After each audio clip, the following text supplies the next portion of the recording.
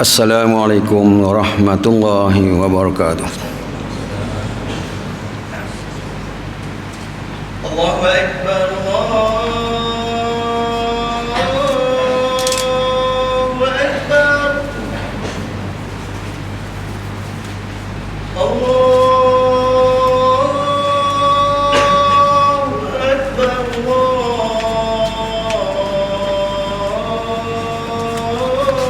Akbar.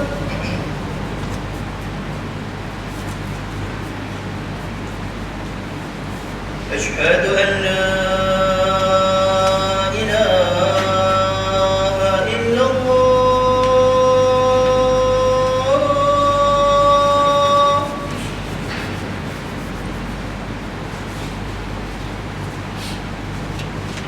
أشهد أن لا إله إلا الله.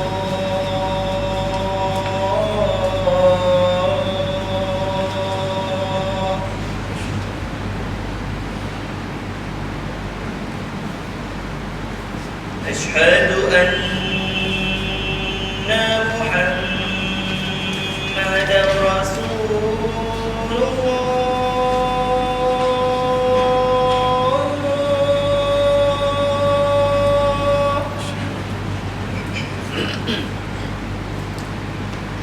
أشهد أن محمدا رسول الله.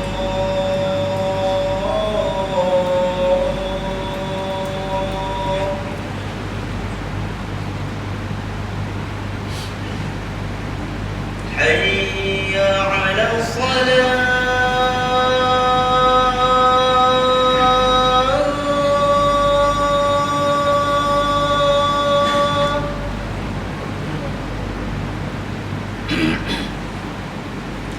حي على الصلاة.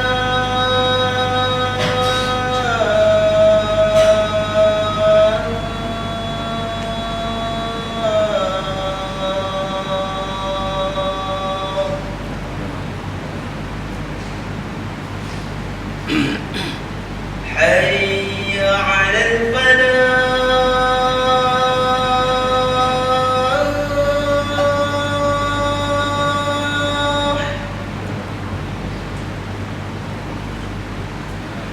حي على الفلاح.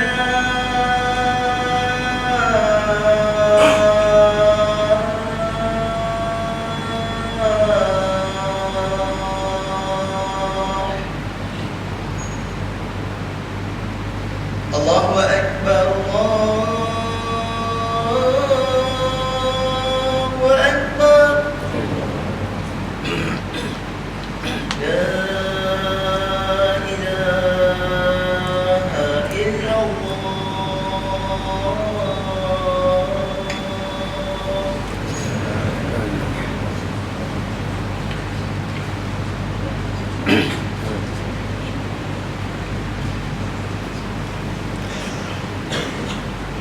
Tuan-tuan yang hadir, hendaklah kita berdiam diri dengan bercakap-cakap ketika khatib sedang membaca khutbah. Kerana demikian itu akan menghilangkan pahala Jumaat. Sabda Rasulullah sallallahu alaihi wasallam, "Idza qulta li sahibika yaumal jum'ah ansib wa imamu yakhtub faqad laghaw." Rawahu Bukhari wa Muslim an Abi Hurairah radhiyallahu anhu.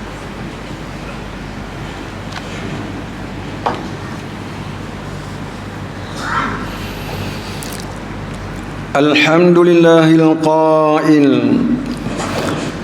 A'udzu billahi minasy syaithanir rajim. Subhanalladzi asra bi'abdihi laylan minal masjidil haram ilal masjidil aqsa alladzi barakna hawlahu linuriyahu min ayatina innahu huwas samiul basir. Ashhadu an la ilaha illallah wahdahu la syarika lah wa ashhadu anna Muhammadan abduhu wa rasuluh. Allahumma salli wa sallim ala nabiyyina Muhammad wa ala alihi wa sahbihi wa man da'a bi da'watihi ila yaumiddin. Amma ba'du, fa ya ibadallah, ittaqullah, usikum wa nafsi bi taqwallah wa ta'atihi la'allakum tuflihun. Sidang jemaah yang dirahmati Allah, bertakwalah kepada Allah Subhanahu wa taala dengan melaksanakan segala perintahnya dan meninggalkan segala larangannya. Mudah-mudahan kehidupan kita sentiasa dalam naungan Allah Subhanahu wa taala. Khatib mengingatkan para jemaah agar memberi sepenuh perhatian kepada khutbah yang akan disampaikan dan tidak melakukan perkara-perkara yang lara seperti berbual-bual atau menggunakan telefon. Alangkah ruginya jika kita sudah berada di dalam masjid ini tetapi kita tidak mendapat sebarang bahagian pun manfaat daripadanya.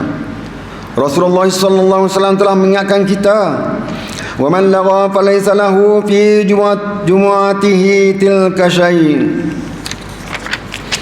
Maksudnya, dan sesiapa yang melakukan sesuatu yang lara, dia tidak mendapat bahagian daripada jumaatnya itu. Hadis riwayat Abu Daud. Pada hari ini, khatib akan menyampaikan khutbah yang bertajuk Peristiwa Isra dan Mi'raj. Sebelum itu, khatib juga ingin mengingatkan sidang jemaah sekalian agar terus istiqamah mengimarahkan masjid, surau dan majlis-majlis ilmu serta saling berpesan antara satu sama lain dalam usaha menyeru melakukan kebaikan dan memberi peringatan dalam mencegah sebarang bentuk kemungkaran. Kita telah pun berada di penghujung bulan Rajab dan lebih kurang 33 hari saja lagi akan tibanya Ramadan Al-Mubarak. Maka marilah kita gigih meningkatkan amal ibadah dan sentiasa bertaubat memohon keampunan daripada Allah Subhanahu wa taala. Sidang jemaah yang dirahmati Allah, peristiwa Isra dan Mi'raj merupakan salah satu dari mukjizat agung yang dikurniakan oleh Allah Subhanahu wa taala kepada Nabi Muhammad sallallahu alaihi wasallam sebagai satu bentuk penghormatan dan keistimewaan baginda Rasulullah sallallahu alaihi wasallam berbanding nabi-nabi lain. Selain itu juga, peristiwa ini menjadi penghibur setelah baginda sallallahu alaihi wasallam menerima layanan yang sangat buruk dari penduduk Taif. Peristiwa Isra dan Mi'raj terjadi pada tahun ke-10 kenabian. Namun para ulama berselisih pendapat tentang waktu kejadiannya. Namun begitu, tidak ada perselisihan tentang kebenaran peristiwa ini, kerana ia jelas diabadikan dalam Al-Quran dan hadis. Allah Subhanahu wa taala menyebut peristiwa ini pada dua tempat dalam Al-Quran, iaitu dalam surah Al-Isra ayat pertama sebagaimana yang dibacakan pada waktu khutbah tadi, pada awal khutbah tadi, dan pengalaman Nabi Muhammad sallallahu alaihi wasallam melihat Jibril alaihissalam secara terus di Sidratul Muntaha sebagaimana diceritakan dalam surah Al-Najm ayat 13 hingga 18. Sidang jemaah yang dikasihi sekalian, dalam peristiwa ini terdapat beberapa kisah penting yang diceritakan melalui beberapa hadis, antaranya: pertama, peristiwa pembelahan dan pembersihan dada Nabi Muhammad sallallahu alaihi wasallam seperti yang direkodkan oleh Imam Al-Bukhari, Imam Muslim dan Ibnu Asakir. Kedua, Isra, iaitu perjalanan roh dan jasad Nabi Muhammad sallallahu alaihi wasallam menaiki burak dari Masjid Al-Haram ke Masjid Al-Aqsa. Ketiga, Nabi Muhammad diberi pilihan antara arak dan susu. Nabi memilih susu dan Jibril alaihissalam berkata, "Engkau telah memilih sesuai dengan fitrah." Ia sebagai syarat bahawa Islam merupakan cara hidup yang paling sesuai dan bertepatan dengan fitrah manusia. Yang keempat, Mi'raj iaitu perjalanan baginda Nabi sallallahu alaihi wasallam dibawa naik melalui beberapa lapisan langit. Dalam perjalanan Mi'raj ini pula diceritakan bahawa Nabi Muhammad sallallahu alaihi wasallam berjumpa dengan beberapa orang nabi terdahulu hingga akhirnya perjalanan Rasulullah sallallahu alaihi wasallam sampai ke Sidratul Muntaha. Di sinilah Allah Subhanahu wa taala mewajibkan kepada Nabi Muhammad sallallahu alaihi wasallam dan umatnya untuk mendirikan solat 50 kali sehari semalam yang akhirnya dikurangkan kepada 5 waktu sehari semalam. Sidang jemaah yang dirahmati Allah, peristiwa agung Isra dan Mi'raj ini benar-benar menguji keyakinan dan keimanan bukan saja umat yang ada pada waktu itu, tetapi juga menguji keimanan kita yang ada pada hari ini. Mampukah kita bertindak seperti Abu Bakar radhiyallahu an yang begitu sangat yakin terhadap Rasulullah sallallahu alaihi wasallam dan segala berita yang dibawa oleh baginda? Ketika Rasulullah SAW menceritakan pengalamannya dalam peristiwa Isra dan Mi'raj ini, sebahagian besar masyarakat yang ada pada ketika itu mentertawakan baginda dan mendakwa baginda berdusta. Hasil peristiwa ini yang menatijahkan keperaduan solat 5 waktu juga menjadi ujian keyakinan dan kesungguhan kita umat Islam dalam melaksanakan tuntutan solat 5 waktu sehari semalam. Pensyariatan ibadah agung yang terima dalam peristiwa agung ini menjadi petunjuk betapa tingginya nilai ibadah solat yang Allah Subhanahu wa taala sebutkan juga bahawa solat itu dapat mencegah seseorang dari melakukan perbuatan keji dan mungkar. Allah Subhanahu wa taala berfirman dalam surah Al-Ankabut ayat 45, A'udzubillahi minasyaitonir rajim. Utlu ma uhiya ilaika minal kitabi wa aqimis shalah innas salata tanha 'anil fahsya'i wal munkar wa la dzikrullahi akbar wallahu ya'lamu ma tasna'un. Shadaqallahul azim. Maksudnya, bacalah serta ikutlah wahai Muhammad akan apa yang diwahyukan kepadamu dari Al-Quran, dan dirikanlah solat dengan tekun. Sesungguhnya solat itu mencegah dari perbuatan keji dan mungkar, dan sesungguhnya mengingati Allah adalah lebih besar faedah dan kesannya. Dan ingatlah, Allah mengetahui akan apa yang kamu kerjakan. Solat itu keperaduan yang wajib atas setiap individu mukallaf dan mesti ditunaikan, kerana ia merupakan ibadah pertama yang akan dihisab oleh Allah Subhanahu wa taala di hari akhirat kelak. Nabi sallallahu alaihi wasallam bersabda, "Awwalu ma yuhasabu bihi al-'abdu yawmal qiyamati shalah, fa in salahat salaha lahu sa'iru 'alai amalihi wa in fasadat fasada sa'iru amalihi." Maksudnya, sesungguhnya amalan yang mulia dihisab atas seseorang hamba pada hari kiamat adalah solat. Sekiranya baik solatnya, maka baiklah segala amalannya. Sekiranya buruk solatnya, maka buruklah segala amalannya. Hadis riwayat Imam Al-Tabrani. Maka dirikanlah solat dan berusahalah untuk mendirikannya pada awal waktu dan kesempurnaan mungkin. Itulah penyelamat kita di hari akhirat kelak. Sidang jemaah yang dikasihi sekalian, selain itu juga peristiwa agung ini menunjukkan kepada kita betapa sucinya Masjidil Aqsa yang terletak di Baitul Maqdis, Palestin.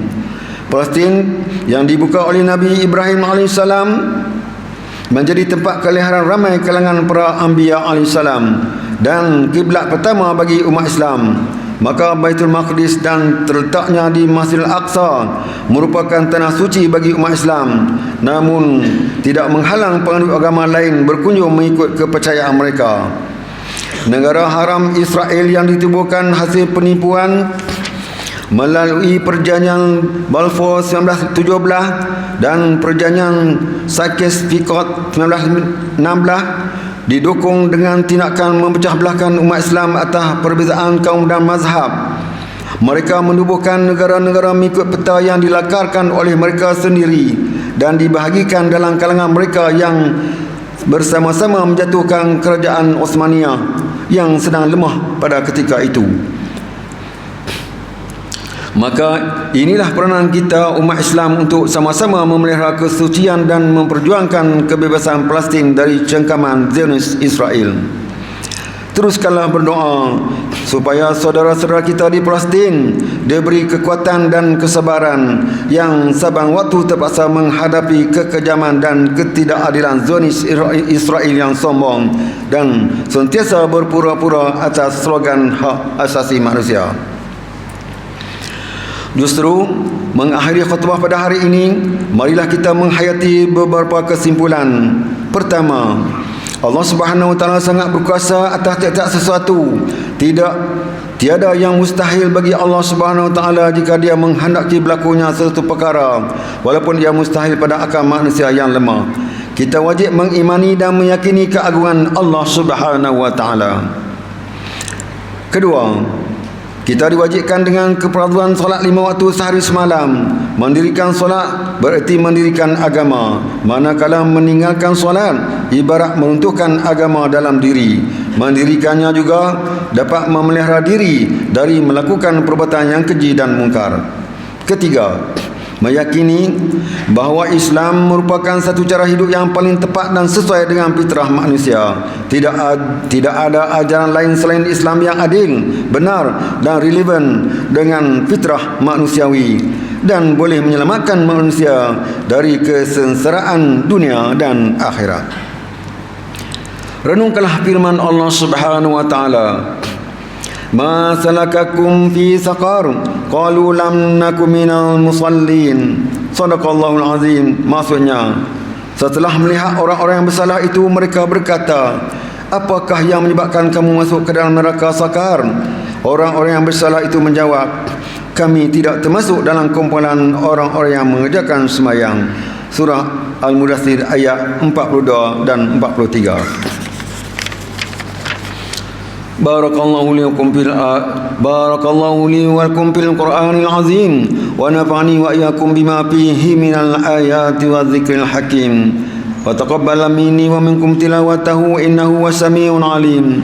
Aqulu qali hadza wa astaghfirullahal azim li wa lakum wa li sa'iril muslimina wal muslimat wal mu'minina wal mu'minat fastaghfiru fa ya fadhal mustaghfirin wa ya najatat taibin.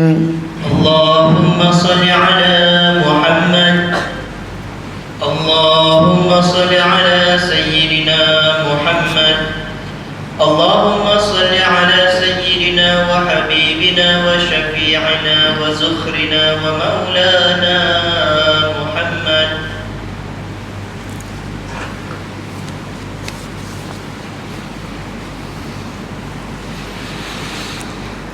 Alhamdulillahi hamdan katsiran kama amar. Asyhadu an la ilaha illallah wahdahu la syarika lah wa asyhadu anna sayyidana Muhammadan abduhu wa rasuluh. Allahumma salli wa sallim ala sayyidina Muhammadil munqadhi. Allahumma salli ala sayyidina Muhammad al-munqidhi minadh dhalalati wal jahalah ila nuril haqqi wal iman wal huda.